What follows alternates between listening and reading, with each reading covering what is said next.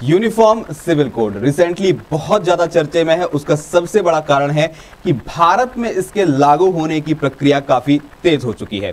बहुत से ग्रुप्स को, बहुत सी कम्युनिटीज को इसके लागू होने से परेशानी है।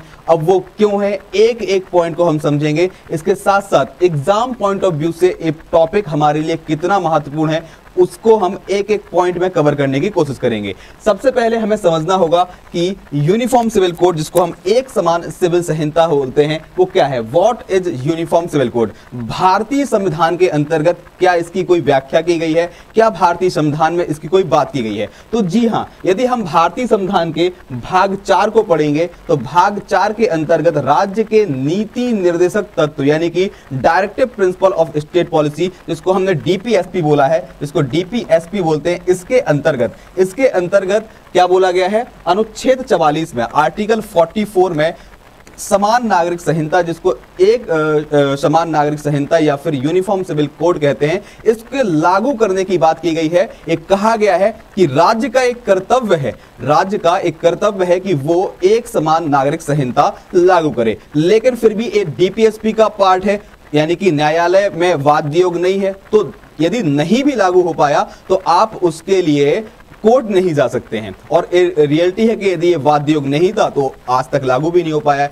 हमें ये भी जानना है कि यदि ये चीज लागू नहीं हुई है तो किन अनुच्छेदों का ये विरोध कर रही है और किन अनुच्छेदों का ये समर्थन कर रही है। लेकिन ध्यान दीजिएगा दोस्तों, यहां पर जानकारी देना चाहूंगा, गोवा एक ऐसा राज्य है, गोवा एकमात्र भारत का एक ऐसा राज्य है जो 1962 में यूसीसी यानी कि यूनिफॉर्म सिविल कोड को लागू करवा चुका है। यानी कि गोवा में एक समान नागरिक संहिता 1962 से चली आ रही है। बाकी राज्यों में इसके ना होने का बहुत बड़ा कारण है, और जिसमें मैं सबसे बड़ा कारण ऊपर रखूंगा राजनीतिक दलों के वोट बैंकों का। ठीक है, वोट बैंक के चलते कई बार बहुत सारी प्रॉब्लम्स आती हैं, बहुत सारी परेशानियां आती हैं और सरकार इसको लागू करने में पीछे हट जाती है। इसके अलावा कुछ जानकारी आपको और बताना चाहूंगा। यहां पर एक इमेज देख पा रहे हैं यूनिफॉर्म सिविल कोड की।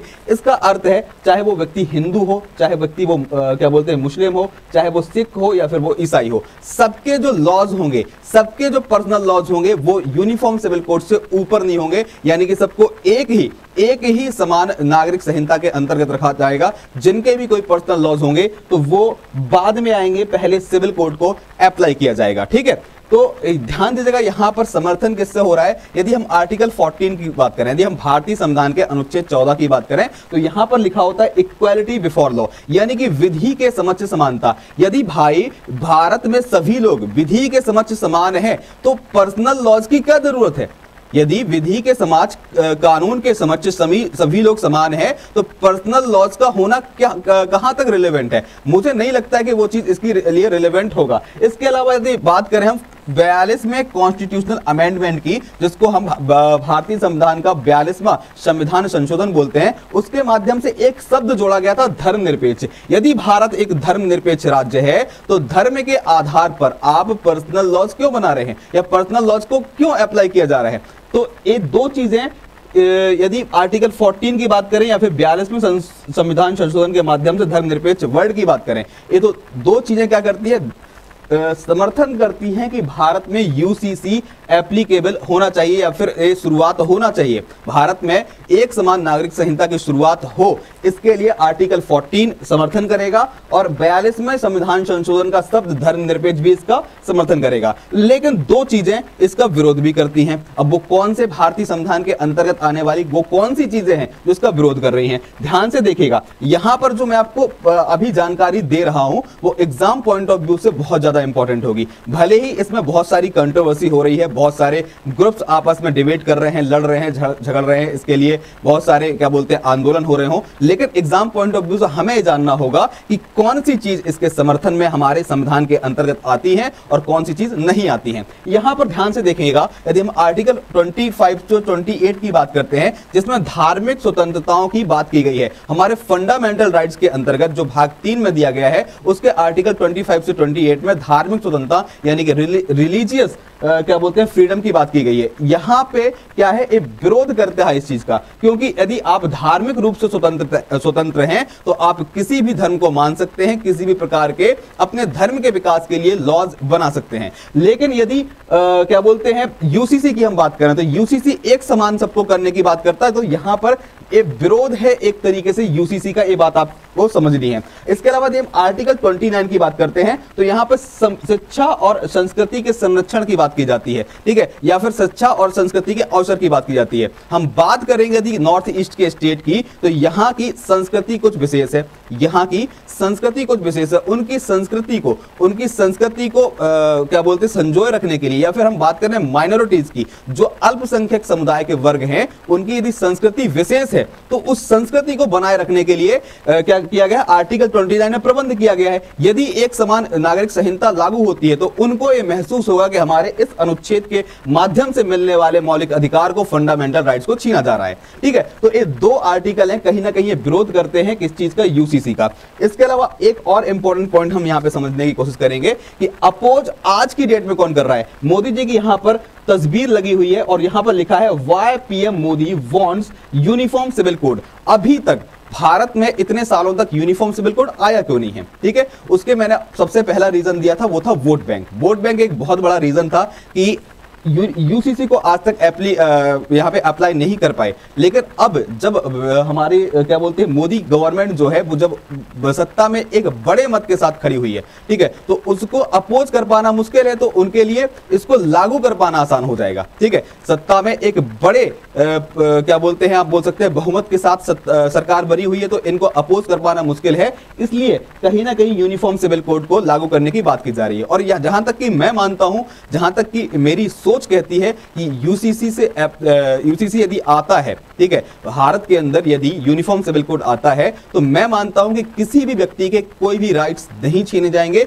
इनफैक्ट जो लोग आज इस चीज का शिकार हैं, चाहे वो मुस्लिम महिलाएं हों, चाहे वो बहनें हों, बेटियां हों, वो उनको और फायदा मिलेगा। ट्रिपल तलाक भारत में आया, ट्रिपल तलाक के बाद भी कुछ लोगों को परेशानी हुई। वो परेशानी क्या थी कि उनके पर्सनल लॉज के अंदर उनने कुछ दूसरी चीज ढूंढ ली जिसके माध्यम से तलाक दे दी जाती थी। लेकिन यदि यूनिफॉर्म सिविल कोड भारत में आएगा, ठीक है, तो वो सभी पर्सनल लॉज को वो जीरो कर देगा।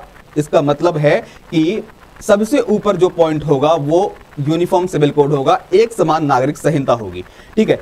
अपोज कर कौन रहा है, तो देखिए भारत में जो भी विपक्षी पार्टी है वो इसका क्या बोलते हैं अपोज कर रही हैं। उत्तर पूर्वी राज्य, नॉर्थ ईस्टर्न स्टेट जो हैं, जो भी नॉर्थ ईस्ट के स्टेट हैं, वो इसका विरोध कर रहे हैं। उनके विरोध करने का कारण क्या है, आर्टिकल 371A और 371G के माध्यम से उनको जो विशेष राज्य का दर्जा मिला है, उस विशेषता को खत्म होने का डर लग रहा है नॉर्थ ईस्ट के स्टेट को। इसलिए इसके अलावा भारत की जो मुस्लिम कम्युनिटी है वो भी इसका विरोध कर रही है, क्योंकि मुस्लिम कम्युनिटी जो है वो अपने क्या बोलते हैं 1937 में आए शरीयत के कानूनों, शरीयत जिसको हम मुस्लिम पर्सनल लॉ बोलते हैं, इनके आधार पर चलती है। ध्यान दीजिएगा, मुस्लिम पर्सनल लॉ एक एक्ट था जो कि 1937 में आया था। इसको उनकी भाषा में, यानी कि हम बोलते हैं इस्लाम की भाषा में शरीयत बोलते हैं, ठीक है, शरीयत बोलते हैं। और शरीयत के अंदर लिखी गई बातों के आधार पर ही वहां पर विवाह होते हैं, शादियां होती हैं, तलाक होते हैं। इस चीज से बहुत सी महिलाएं हैं, बहुत सी मुस्लिम महिलाएं हैं जो परेशान हैं और कहीं ना कहीं इस चीज को पसंद नहीं करती। एक जिंदगी बर्बाद हो जाती है एक महिला की यदि वो क्या बोलते हैं इस सब चीजों से में ग्रसित हो जाती है, तो ठीक है। तो यदि ये चीज भारत में आती है तो कहीं ना कहीं शरीयत के कानूनों से ऊपर भारत में क्या बोलते हैं यूनिफॉर्म सिविल कोड होगा। दूसरा पॉइंट है north east state, article 371A 371G के माध्यम से इनको जो विशेष राज्य का दर्जा मिला है, ठीक है, वो रहेगा, वो खत्म करने की बात नहीं की गई है। विशेष राज्य रहेंगे, लेकिन यूसीसी के आ जाने से यदि आपको किसी दूसरे से किसी सजा में, किसी जुर्म में आपको दूसरे से अलग आका जा रहा है किसी भी काम में, तो वो बराबर कर दिया जाएगा, ठीक है। तो मैं मानता हूं कि यूसीसी के आने से किसी को भी हानि नहीं है, बस ये है कि सभी लोग एक समान हो जाएंगे, बराबर हो जाएंगे। एक पॉइंट है B.R. अम्बेडकर के द्वारा लिखी गई एक लाइन है, डॉक्टर B.R. अम्बेडकर ने एक पॉइंट लिखा था, इसको प्लीज एक बार पढ़िएगा, कहीं ना कहीं बहुत अच्छा महसूस करेंगे इसको पढ़ने के बाद आप। उन्होंने बोला है, मैं व्यक्तिगत रूप से समझ नहीं पा रहा हूं कि किसी धर्म या मजहब को यह विशाल व्यापक क्षेत्राधिकार क्यों दिया गया है? ऐसे में तो धर्म जीवन के प्रत्येक पक्ष पर हस्तक्षेप करेगा और विधायिका को उस क्षेत्र पर अतिक्रमण से रोकेगा। यह स्वतंत्रता हमें क्या करने के लिए मिली है? हमें जो भाई स्वतंत्रता के अधिकार मिले हैं वो क्या करने के लिए मिले हैं? ये बात है बी.आर. अम्बेडकर की। इन्होंने लिखा है हमारी सामाजिक व्यवस्था असमानता, भेदभाव और अन्य चीजों से भरी है। यह स्वतंत्रता हमें इसलिए मिली है कि हम इस सामाजिक व्यवस्था में जहां हमारे मौलिक अधिकारों के साथ विरोध है वहां सुधार कर सकें। तो स्वतंत्रता इसलिए दी गई है कि हमारे यदि फंडामेंटल राइट्स जा रहे हैं, यदि उनका हनन हो रहा है तो वहां पर हम सुधार कर सकें। स्वतंत्रता इसके लिए कतई भी नहीं दी गई है कि हम किसी को परेशान करें। ठीक है, तो एक कथन था बी.आर. अम्बेडकर का। यदि भारत में समान नागरिक संहिता लागू होती है तो उसके लाभ क्या हैं, उसके फायदे क्या हैं? जनरली कहे जाने वाले शब्दों के अंतर्गत यदि मैं आपको बात बोलूं तो सिंपल शब्दों में यदि मैं बोलूं तो एक तो आपकी ये बात हो जाएगी कि कहीं ना कहीं जो मुस्लिम महिलाएं इस चीज से ग्रसित हैं, ठीक है, अपनी तलाक से या फिर अपनी परेशानी से या फिर उनके हस्बैंड के द्वारा, उनके पतियों के द्वारा की जाने वाली दूसरी शादियों से परेशान है, तो वो इस चीज से मतलब काफी रिलैक्स फील करेंगी, काफी उनको अच्छी जिंदगी मिल सकती है। इसके अलावा हमें जनरली लिखे गए शब्दों के आधार पर यदि हम बात करें तो यहाँ पर लिखा हुआ है अलग अलग धर्मों के अलग अलग कानून से न्यायपालिका पर बोझ पड़ता है। ध्यान दीजिएगा, हमारा जो इंडियन कोर्ट है, जो भी जुडिशरी है, यदि इसके पास एक टाइप के लॉज होंगे, एक जैसे लॉज होंगे तो इसको परेशानी नहीं जाएगी। लेकिन यदि हिंदू लॉ अलग हैं, मुस्लिम लॉ अलग हैं, सिख लॉ अलग हैं, तो ऐसे में क्या होता है, उसका कार्यभार बढ़ जाता है। ठीक है, तो यदि यूसीसी आता है तो न्यायपालिका का काम क्या होगा, कम हो जाएगा। जो भी फैसले होते हैं वो jल्दी आने लगेंगे। ये लाभ हैं, एग्जाम पॉइंट ऑफ व्यू से बहुत इंपॉर्टेंट रहेंगे। ठीक है, इसके अलावा अन्य जानकारी के लिए भी आप इस चीज को फॉलो कर सकते हैं। समान नागरिक संहिता लागू होने से इस परेशानी से निजात मिलेगी और अदालतों में वर्षों से लंबित पड़े मामलों के फैसले जल्द होंगे। ये पॉइंट जो मैंने आपको बताया वही लिख दिया है कि फैसले जल्द होंगे। पॉइंट लिखा है सभी के लिए कानून में समानता से देश में एकता बढ़ेगी। आज की डेट भले ही लोग इसको अपोज कर रहे हैं, लेकिन मैं अपील करता हूं और मेरे साथ सभी लोग अपील करते हैं कि इस तरीके के कानून से किसी का भी नुकसान नहीं है। ठीक है, ये किसी का नुकसान करने के लिए बनाए गए कानून नहीं है, सभी को एक समान लाने के लिए, एक समान एक स्टेज पर बराबरी से आपको न्याय दिलाने के लिए बनाए गए कानून हैं, जो क्या करेगा, समानता से देश में एकता लाएंगे, इंटीग्रिटी लाएंगे। तो ये सारी जानकारी थी यूसीसी यानी कि यूनिफॉर्म सिविल कोड के लेकर के। इसके बारे में और विस्तृत चर्चा करेंगे हम एक अगले वीडियो में। तो उम्मीद करता हूं कि जो भी पॉइंट्स थे एग्जाम पॉइंट ऑफ व्यू से भी आपको समझ में आए होंगे, लोगों के क्या विरोध थे ये भी समझ में आए होंगे, और आगे की क्या प्रक्रिया होगी और वीडियोस में हम आपको एक्सप्लेन करेंगे। उम्मीद करता हूं कि मेरे द्वारा दी गई सभी जानकारी सही लगी होगी, अच्छी लगी होगी, और यदि ये मेरे द्वारा दी गई जानकारी सही लगी है तो प्लीज वीडियो को लाइक करिएगा, शेयर करिएगा, कमेंट करिएगा। और यदि आप हमसे इसी तरीके का कंटेंट चाहते हैं तो प्लीज हमारे चैनल को सब्सक्राइब करिएगा। Thank you. जय हिंद, जय भारत।